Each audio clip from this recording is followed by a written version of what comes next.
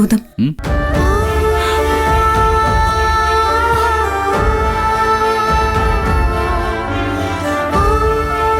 എന്തിനാ നിധി നീ അമ്മയെ ഇങ്ങോട്ട് കൂട്ടിക്കൊണ്ടു വന്നേ?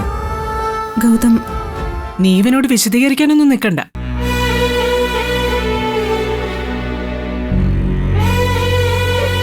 നീ സ്വയം ഒന്ന് ആലോചിച്ചു നോക്കുമോനെ. ഇങ്ങനെ ഒരു വീട്ടിൽ താമസിച്ചതിന്റെ ഓർമ്മയെങ്കിലും നിനക്കുണ്ടോ? വേണ്ടാത്ത പണിയാ നിധി കാണിച്ചത്. നീ അവളോട് ദേഷ്യപ്പെടണ്ട. അവൾ എന്നെ ഇങ്ങോട്ട് കൂട്ടിക്കൊണ്ടുവന്നൊന്നും അല്ല. ഫ്രം അഡ്രസ്സും വെച്ച് ഒരു രജിസ്റ്റേർഡ് എന്റെ പേരിൽ വീട്ടിലേക്ക് അയച്ചു തന്ന പിന്നെ ഞാൻ അവിടെ അടങ്ങിയിരിക്കുന്നത് നീ കരുതുന്നുണ്ടോ? രജിസ്റ്റർഡോ? ആരയച്ചത്? ഞാൻ പറഞ്ഞില്ലേ, അങ്ങനെ ഒരു കാര്യം ഗൗതം അറിഞ്ഞിട്ട് പോലുമില്ല. ഇവൻ അഭിനയിക്കുകയാണെന്നേ. ഇവന്റെ പേരും ഇവിടുത്തെ അഡ്രസ്സും വെച്ച് ഒരു രജിസ്റ്റേർഡ് എനിക്ക് വരണമെങ്കിൽ അത് ഇവനല്ലാതെ പിന്നെ ആരാ അയക്കുന്നത്? എന്തൊക്കെയാ പറയുന്നത്? ഗൗതം അയച്ചില്ലെന്ന് ഉറപ്പാണോ? ആദ്യം കാര്യം എന്താണെന്ന് വ്യക്തമായിട്ട് പറ. ഒരു സ്വത്തുക്കളും നിനക്ക് വേണ്ടാന്നും പറഞ്ഞ് ഒരു ഡോക്യുമെന്റ് തയ്യാറാക്കി അതിൽ ഒപ്പിട്ട് എന്റെ പേരിൽ അയച്ചു തന്നത് നീ അങ്ങ് മറന്നുപോയോ? അത് ഞാൻ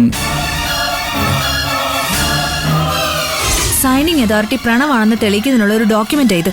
ഈ മുഖം കാണണ്ടെന്ന് പറഞ്ഞ് തന്നെയാ പ്രണവ് വെളിയിൽ നിൽക്കുന്നത്.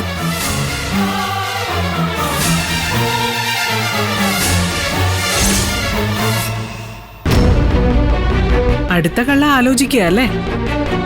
ഓഹോ, അതപ്പോ ശിവാനിയുടെ കളിയായിരുന്നല്ലേ? കൊള്ളാലോ അവള്.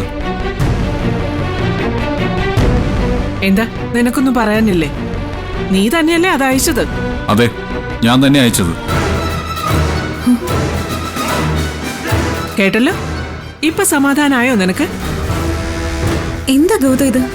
ഗൗതം അങ്ങനെ ഒരു ഡോക്യുമെന്റ് ഒപ്പിട്ട് അയച്ചോ? എന്താ, എനിക്കത് ചെയ്യാൻ പാടില്ലേ? നിനക്കെന്താ അത്ര സംശയം? എന്തിനാടാ മോനെ നീ അങ്ങനെയൊക്കെ ചെയ്തത്? അന്നൊന്നും വേണ്ടെന്ന് പറഞ്ഞൊന്ന് കരുതി അതിന് രേഖ ഉണ്ടാക്കണോ? എന്നെ തന്നെ വേണ്ടെന്ന് ആ വീടെ തീരുമാനിച്ചു കഴിഞ്ഞു. പിന്നെ എനിക്കെന്തിനാ അവിടുത്തെ സ്വത്തുക്കള്?